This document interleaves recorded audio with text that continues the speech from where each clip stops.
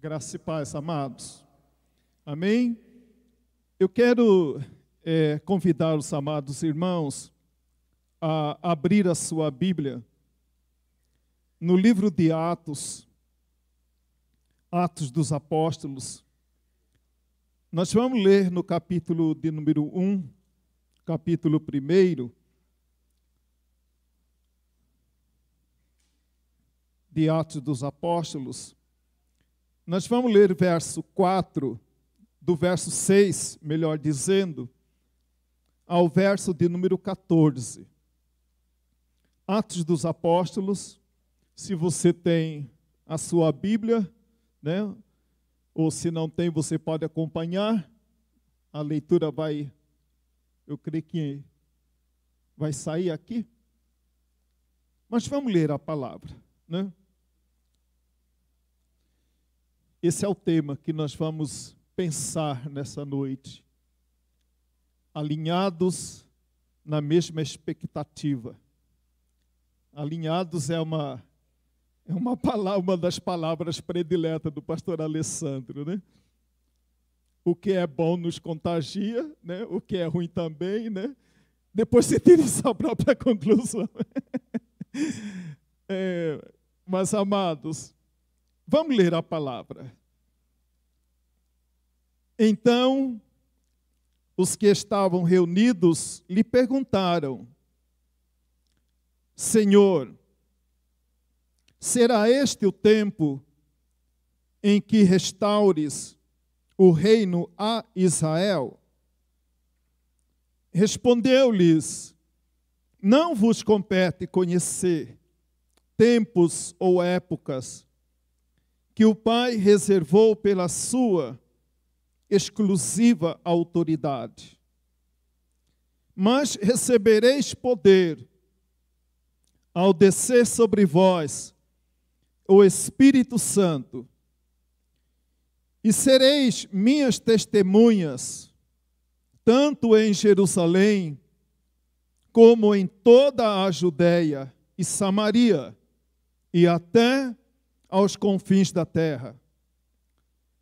Ditas estas palavras, foi Jesus elevado às alturas, à vista deles, e uma nuvem encobriu dos seus olhos, o encobriu dos seus olhos.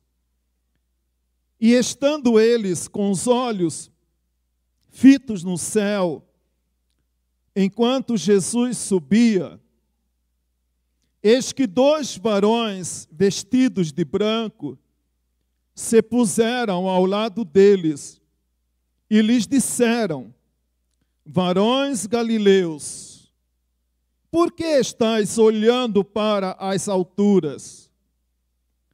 Esse Jesus que dentre vós foi assunto ou elevado ao céu, virá do mesmo modo como ouviste subir. Então, voltaram para Jerusalém, do monte chamado Olival, que ficava distante, que dista daquela cidade, tanto como a jornada de um sábado. Quando ali entraram, subiram para o cenáculo, onde se reuniram Pedro, João, Tiago, André, Filipe, Tomé, Bartolomeu, Mateus, Tiago, filho de Alfeu, e Simão o Zelote, e Judas, filhos de Tiago. Todos estes perseveravam unânimes em oração com as mulheres, com Maria, mãe de Jesus, e com os irmãos deles. Eu gostaria, como eu falei para os irmãos, baseado nesse texto, pensar nesse tema, alinhados na mesma expectativa, da gente meditar nessa noite, que na história da nossa salvação, houve vários estágios. E sempre vem esse cuidado da gente manter-se alinhado,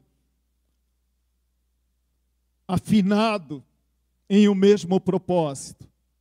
Porque algumas coisas podem nos distrair. Alguma coisa pode nos desalinhar. Pode tirar a gente do prumo. Pode tirar a gente do propósito, da visão. Alinhados na mesma expectativa. Eu falei que na história da nossa salvação,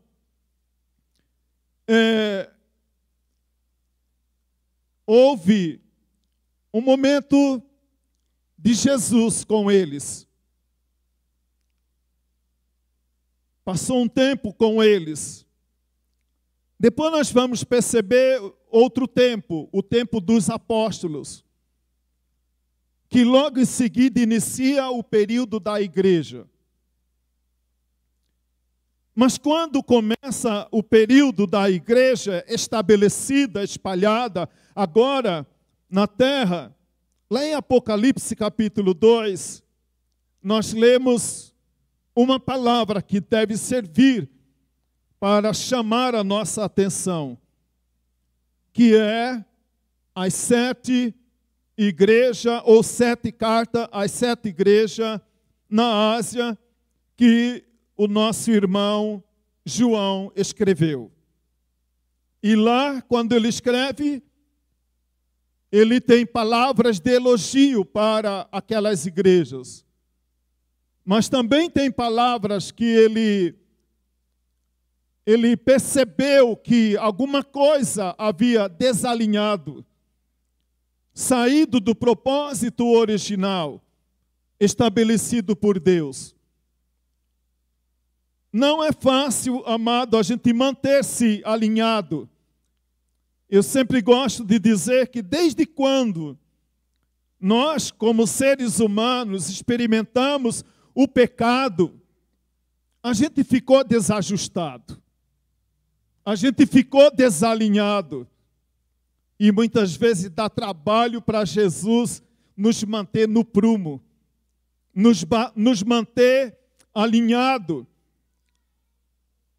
Nós sabemos, amado, que quando nós temos uma expectativa, um propósito, um alvo, normalmente ele vem acompanhado de ansiedade. E quando essa ansiedade, que é natural, quando ela é controlada, ela faz parte da nossa natureza humana, essa expectativa. Mas o Senhor, Ele conhece o nosso coração. Ele sabe com quem está lidando. Por isso Ele disse lá em Mateus capítulo 6, verso de número 25, não andeis ansiosos por coisa alguma. Não andeis ansiosos por coisa alguma. Também em Mateus capítulo de número 24, verso de número 44, ele fala mais uma vez sobre esse cuidado que nós devemos ter. Ele diz, olha, todos nós, agora que conhecemos a Cristo, nós ansiamos pela volta dele. Amém, amados? Você anseia pela volta de Jesus? Eu creio, amado, que a maior ansiedade do nosso coração é ver Jesus voltando. A maior ansiedade. Mas isso também nós precisamos estar atento. Jesus, ele falou para os discípulos, fiquem atentos, porque na hora em que a gente menos esperar, ele virá. Mas nesse desejo de aguardar o que Deus tem nos prometido, nos dá ansiedade. Quando a gente espera receber alguma coisa do Senhor, nosso coração se enche de ansiedade. E muitas vezes essa ansiedade pode nos atrapalhar. Mas uma coisa, amado, quando a gente pensa na história da nossa salvação, é de saber que seja relacionado agora a esse tempo presente, essa vida física na terra, ou quando nós pensamos na eternidade, é de saber que tudo está nas mãos de Deus. Tudo está nas mãos de Deus. Quando eu tenho essa certeza de que tudo está na mão de Deus, nós vamos estar cooperando para o nosso próprio bem-estar, para que a ansiedade não nos tire do prumo, não nos tire do propósito, porque eu sei que Ele virá, que o Senhor virá para buscar a sua igreja. Quando nós olhamos para a palavra de Deus, continuando olhando para a palavra de Deus, nós vamos perceber lá em Lucas capítulo 4, verso 16 ao verso de número 19. Jesus começa o ministério com essa certeza: o Espírito do Senhor está sobre mim.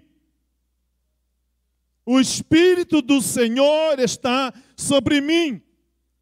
Então, quando eu e você, como igreja do Senhor, a gente sabe que uma vez que confessamos a Jesus como Senhor e Salvador da nossa vida, a Bíblia diz que o Espírito Santo do Senhor passa a fazer morada sobre mim, passa a fazer morada em mim. E então Jesus, Ele nos ensina, Ele nos mostra na sua palavra esta certeza de que quando nós caminhamos como igreja do Senhor, individualmente falando ou de maneira coletiva, sabemos que o Espírito do Senhor está sobre a nossa vida. E é interessante, amado, que Jesus, Ele não diz o Espírito Santo do Senhor está em mim. Ele diz o Espírito Santo do Senhor está sobre mim. Ou seja, amado, para mim, quando eu olho essa declaração na palavra, Ele não diz o Espírito Santo do Senhor está em mim, mas o Espírito do Senhor dirige a minha vida. Ele está sobre mim, Ele exerce comando, Ele exerce liderança, Ele exerce controle. Ou pelo menos é o que a palavra do Senhor espera de cada um de nós. E quando a gente caminha nessa certeza de que o Espírito do Senhor está sobre essa igreja, individualmente sobre a vida de cada irmão, nós vamos caminhar, amado, de uma maneira mais tranquila, de uma maneira mais serena, de uma maneira mais forte, de uma maneira que nós vamos caminhando e vencendo cada etapa da nossa vida, sabendo que o Senhor vem para buscar a sua igreja. Se é na primeira vigília da madrugada, se é na segunda ou na terceira vigília da madrugada, não importa. Mas quando disse a palavra do Senhor, fiquem atentos, porque na hora em que nós menos esperamos, Ele virá. Ele virá para buscar a sua igreja. E é interessante, amado, também, quando nós continuamos a olhar para a palavra de Deus, e agora nós vamos lá para o final do Evangelho de Lucas, iniciando o livro Atos dos Apóstolos. Ele começa em Atos dos Apóstolos 1, verso 1, com a seguinte declaração: que aquela obra que Jesus começou a fazer e a ensinar, agora recai sobre os apóstolos e sucessivamente a igreja do Senhor.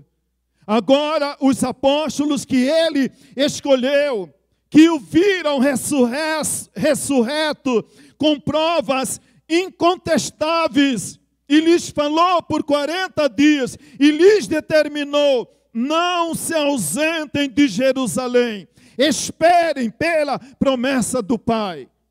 E eu sei, amado, que ele cumpriu a promessa feita a nós como igreja, de que ele não está aqui de uma maneira física, mas sabemos que o Espírito Santo do Senhor está nesse lugar. Amém, amados?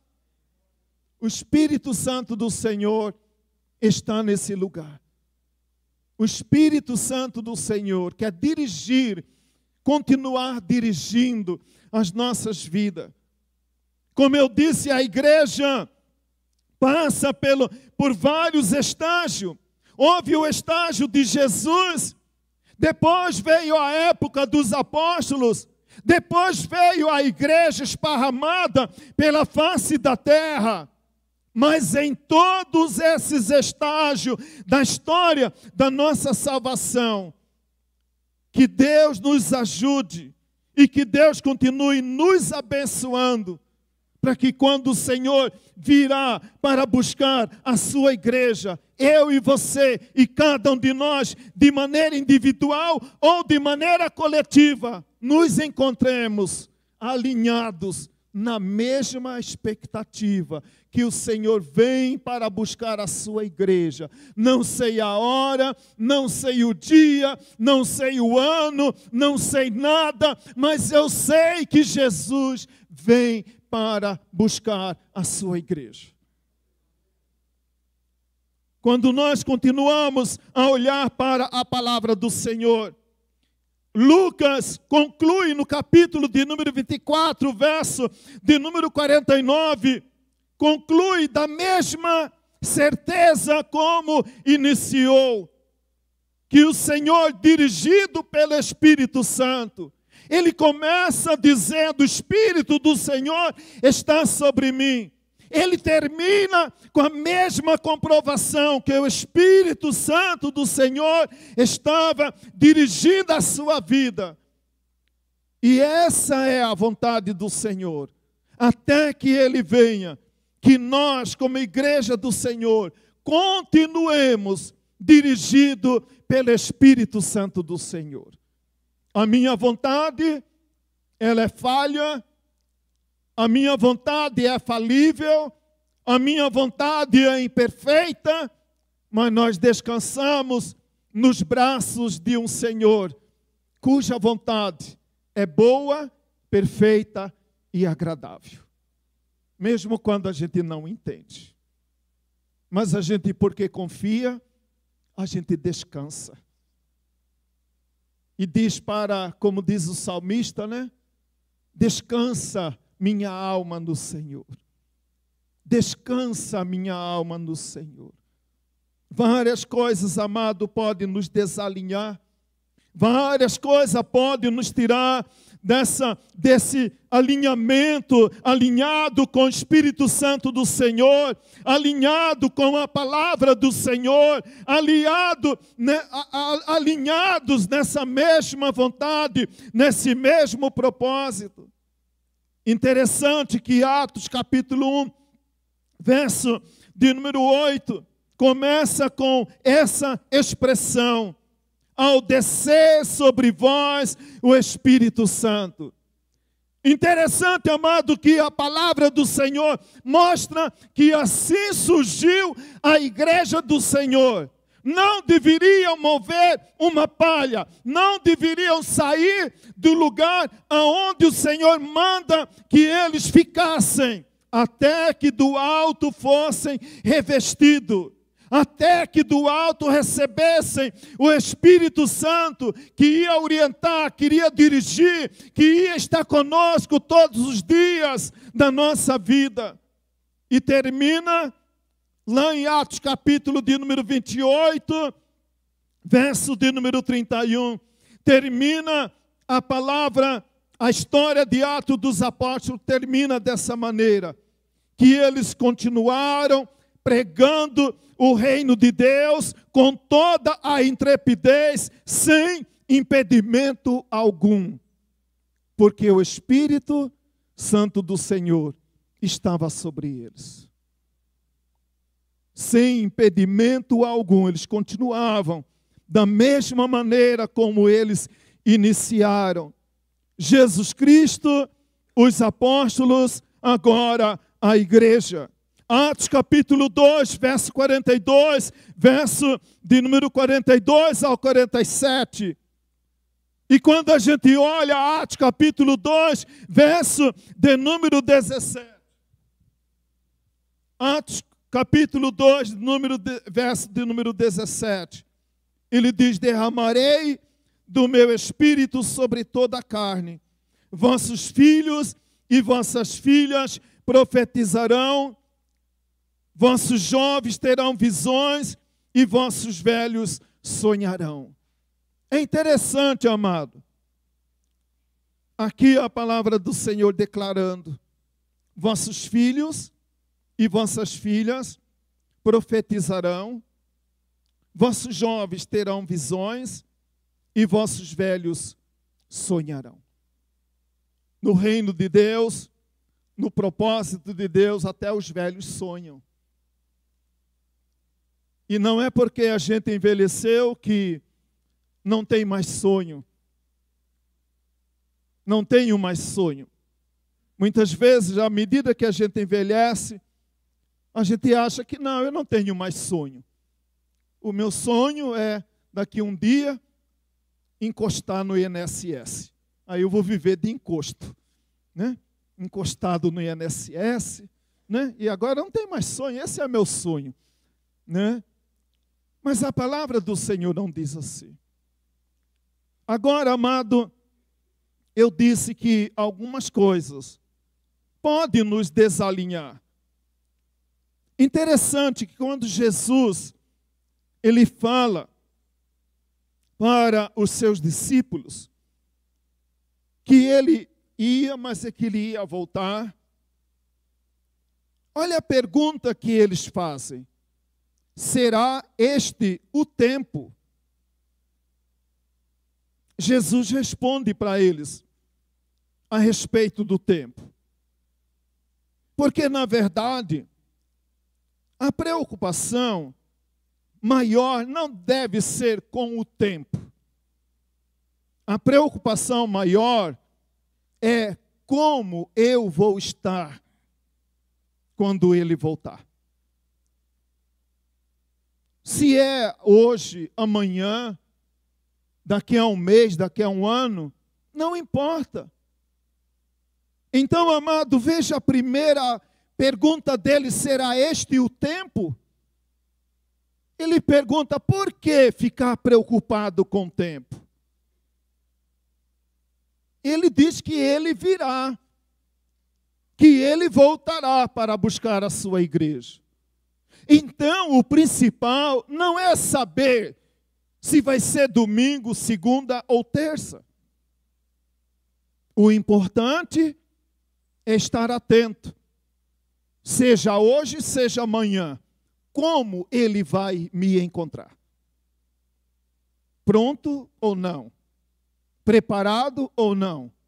Alinhado ou não? Como ele vai me encontrar? Com a vida limpa ou com a vida em pecado? Como ele vai me encontrar?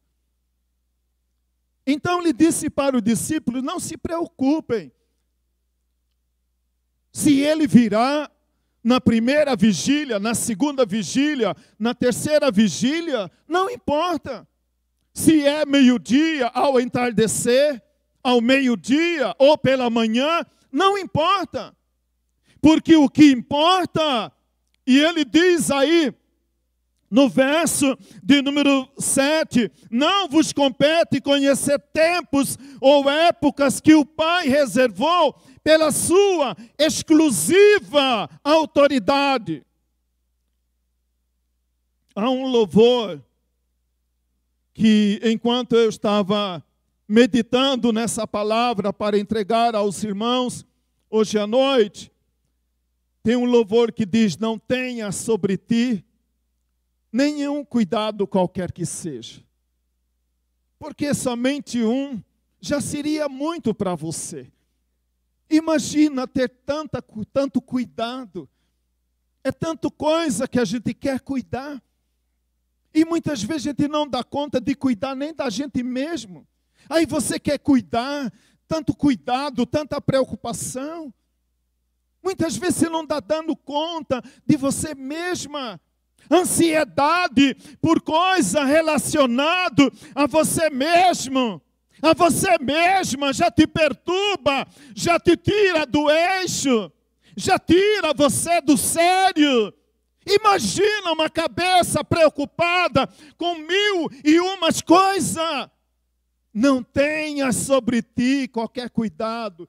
Eu sou péssimo, já não preciso nem falar, né? Qualquer que seja. Porque somente um já seria demais para você. E a gente quer se preocupar com tanta coisa. Eu não estou dizendo para você que você não deve ser uma pessoa despreocupada. Mas cuidado com a ansiedade. Nós temos estudado nesses dias sobre o mal que a ansiedade provoca em nosso coração. Quando nós entendemos, meu amado, que a nossa vida, que sobre nós está o Espírito Santo do Senhor, eu quero lembrar para os amados irmãos o que está escrito em Deuteronômio 29, onde a palavra do Senhor declara: as coisas encobertas pertencem ao Senhor, nosso Deus. Porém, as reveladas nos pertencem a nós e a nossos filhos para sempre, para que cumpramos todas as palavras da lei. Agora você vai. Como é que esse texto começa? Deuteronômio 29, verso 1. Quando o Senhor dá uma série de leis para Israel. A conclusão, amado, que nós chegamos é que Israel não falhou porque não sabia. Israel falhou porque aquilo que eles sabiam, eles não cumpriram. Então, o que deve preocupar a nossa mente e o nosso coração não é querer entender coisa que eu não entendo. O que deve nos preocupar é aquilo que você já recebeu, aquilo que você já conhece, e comparar se você realmente está vivendo e a sua vida, a minha vida, realmente é pautada com aquilo que Ele já nos deu. Ele não nos cobrará coisa que você nunca vai entender, mas Ele cobrará a mim e a você, com base naquilo que Ele nos deu, que eu e você recebemos da parte do Senhor. E o que você fez? O que você fez com aquilo que você recebeu? Israel, certamente, quando saía do Egito para a terra de Canaã, muitas coisas permaneceram encobertas para o povo. E talvez eles queriam, amado, essa coisa de descobrir, de querer entender o que eu não entendo, muitas vezes ocupa muito a nossa mente e o nosso coração. Novamente, Deus não pedirá conta daquilo que você não sabe. Deus pedirá conta para mim e para você daquilo que Ele nos deu. E o que você fez? Você quer conhecer o sexo dos anjos? Você quer saber por quê e como vai ser a vida no céu, na eternidade? Você quer saber por quê? Quem veio primeiro, a galinha ou o ovo? Você quer saber de tanta coisa, mas o que deve ocupar o nosso coração e a nossa mente é: Senhor, de tudo que o Senhor já me revelou, de tudo aquilo que eu conheço, de tudo aquilo que eu já experimentei, isso está guardado no meu coração. Eu tenho guardado isso no meu coração e tem sido o lema da nossa vida. Eu achei muito interessante um dia ouvindo uma pregadora. Uma irmã estava pregando e ela estava naquele entendimento que que o Senhor deu a ela dizia a respeito do tomar o nome de Deus em vão. Aí ela disse: muitas vezes nós pensamos que tomar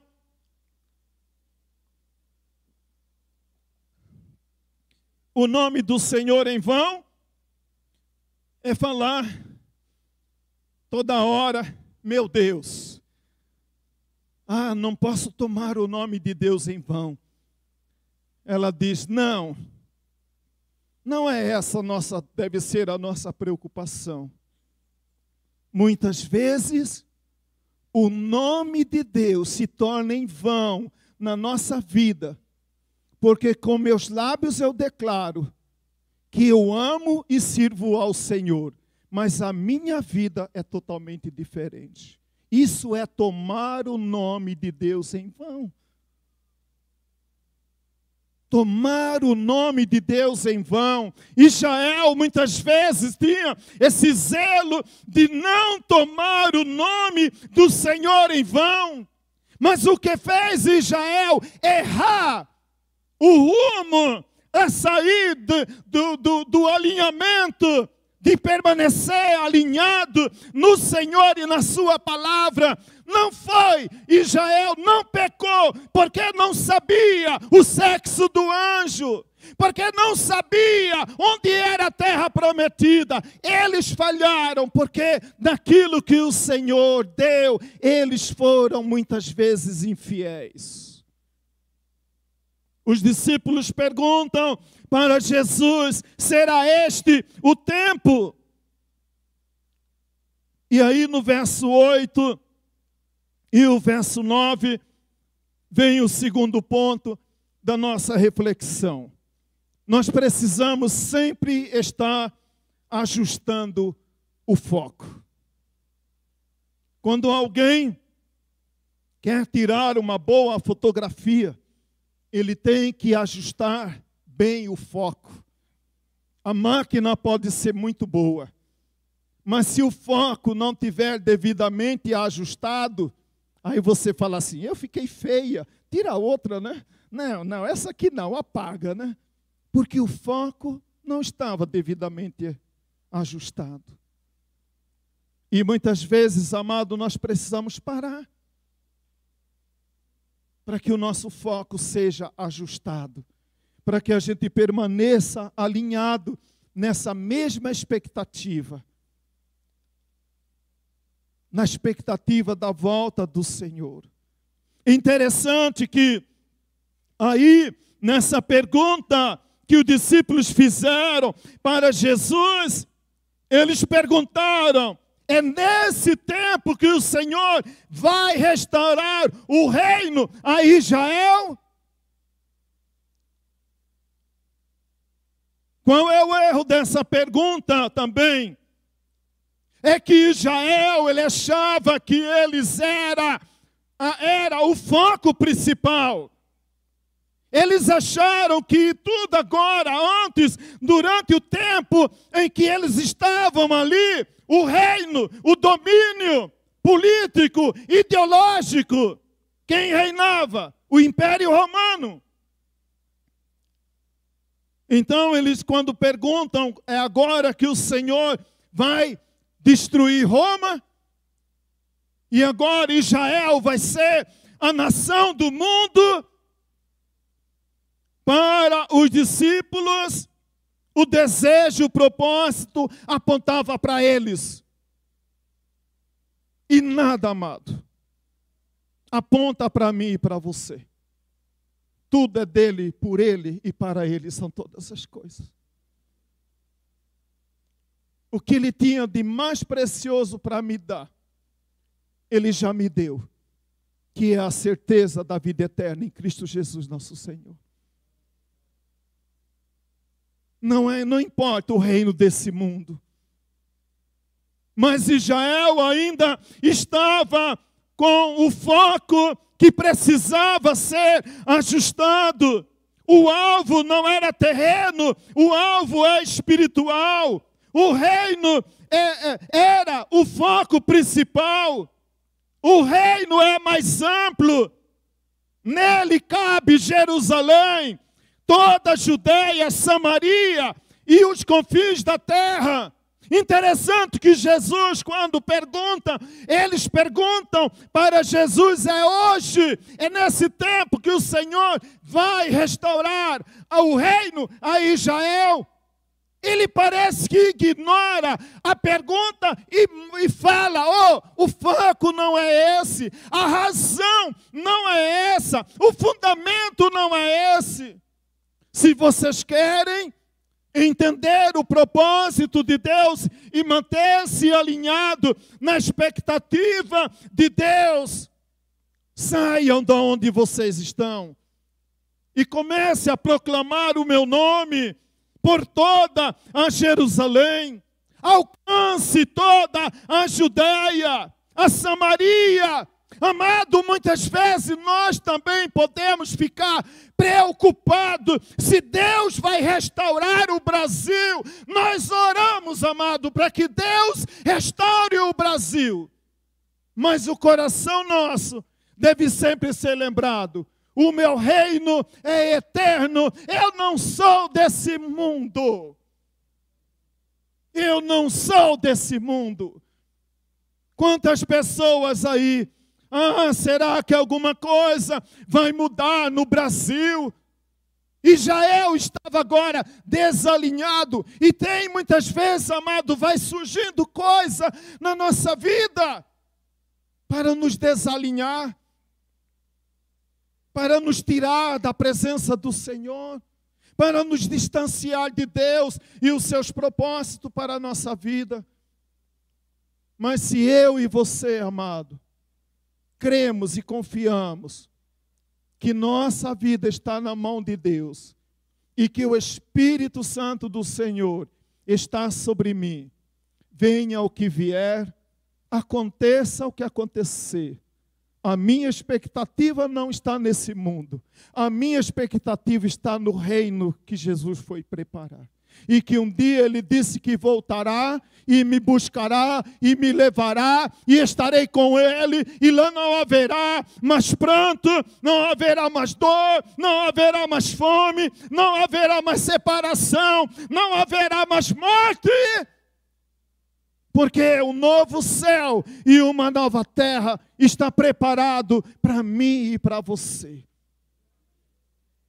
E lá será o nosso descanso eterno. Eu falo que eu não quero descansar. Descansar assim, ficar... Não, amado. Eu quero pregar o nome de Jesus até ficar velhinho. Já ficou e não percebeu, né? Vou dizer, né?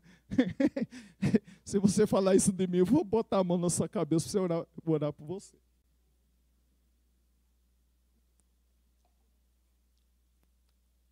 Apocalipse, capítulo 7, verso 9 e 10. João, ele diz: eu vi uma grande multidão que ninguém podia enumerar, de todas as nações, tribos, povos e línguas. Ele diz que ele viu. Pelos olhos da fé, ele viu esse reino que nos está preparado. E aí Jesus termina dizendo, nesse texto, né? Recebereis poder ao descer sobre vós o Espírito Santo, e sereis minhas testemunhas, seja em Jerusalém. Com isso é que nós devemos nos preocupar. Pedir sempre ao Senhor: Senhor, me ajude a ser uma testemunha da tua palavra por onde eu andar. Me ajude para que eu não possa tomar o teu nome em vão. Pregar e declarar, cantar hino de louvores, mas quando alguém olhar para a minha vida, verá, meu Deus, essa pessoa não condiz com o que ela prega, não condiz com o que ela ensina, não condiz com o que ela fala, porque a vida dela denuncia outra coisa. Muitas coisas podem nos desalinhar. E aí no verso 10 e o verso de número 11, é sabendo que, meus amados, que a igreja do Senhor, ela passa por vários estágios, mas não importa. Eu sei que sempre ao final de um estágio, a gente acomoda. Há um porto seguro e todos nós temos medo de sair do nosso porto seguro e lançar-se em um novo propósito de Deus para a nossa vida. A igreja viveu 3 estágios aqui. O período de Jesus, o período dos apóstolos, depois o período que não tinha mais Jesus, não tinha os apóstolos, mas o mesmo Espírito que estava sobre Jesus, o mesmo Espírito que estava sobre a vida dos apóstolos, também estava agora sobre a igreja do Senhor, e está até hoje sobre a igreja do Senhor, que é eu e você. E que aconteça o que acontecer, a nossa vida está na mão de Deus. E verso 10 e o verso 11. Eu posso ver aí, amado Senhor, falando para aqueles homens preocupados, que um dia a angústia terá fim.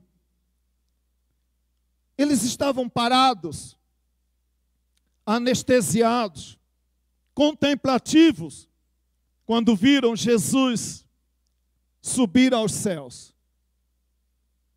E aí então, por misericórdia e graça do Senhor, diz a palavra que 2 anjos, 2 varões, vêm, descem até onde eles estavam e perguntam para eles: até quando vocês vão ficar anestesiados, paralisados com isso que está acontecendo? Até quando? E esse é e vai ser sempre o nosso desafio como igreja do Senhor. Trabalhemos enquanto é dia, porque a noite virá quando ninguém pode trabalhar. Ou como diz também no Evangelho de João, capítulo 9, verso de número 4. A seara é grande, mas os ceifeiros são poucos. Se dias atrás, eu posso aqui até dar uma palavra de testemunho e de incentivo para que os irmãos permaneçam firmes nesse ministério. Um grupo de irmãos da nossa igreja, o nosso irmão de outra igreja, me convidou para a gente ir numa escola fazer distribuição de Bíblia. E é tão bom quando a gente vai nesses lugares e ver a alegria das crianças recebendo um exemplar da palavra de Deus. Esse deve ser o nosso propósito como igreja. O principal não é saber quando ele virá. É saber que quando ele vir, seja amanhã ou não, ou semana que vem, ele me encontre servindo ao Senhor. Servindo ao Senhor.